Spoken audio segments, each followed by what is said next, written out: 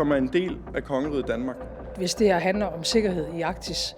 I would like to make a deal, the easy way, but if we don't do it the easy way, we're going to do it the hard way.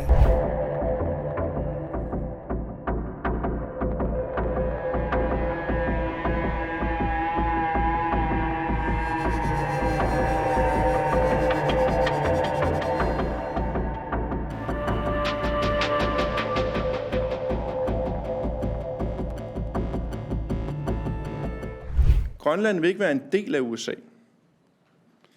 Vi vælger det Grønland, vi kender i dag, og som er en del af kongeriget Danmark. Hvis det her handler om sikkerhed i Arktis, så er vi drevet af en fuldstændig stålfast vilje fra kongeriget Danmark i forhold til at gøre alt, hvad vi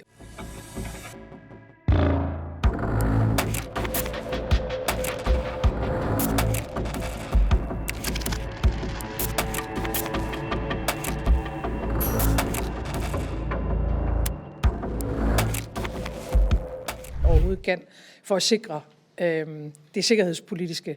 Det har vi vist igennem mange år, at vi kan som allierede. Vi er også villige til at investere i de kapaciteter, der skal til.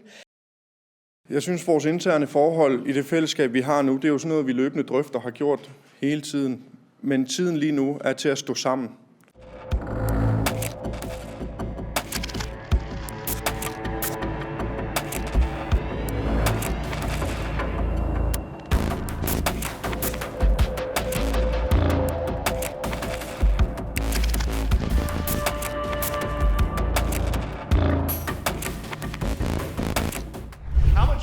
Are you thinking of giving people in Greenland to get them on board with a possible U.S. I'm not talking about money for Greenland yet. I might talk about that.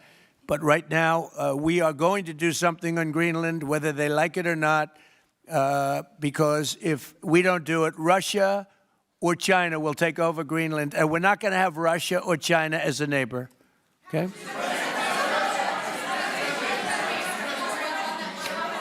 I would like to make a deal, the easy way, but if we don't do it the easy way, we're going to do it the hard way.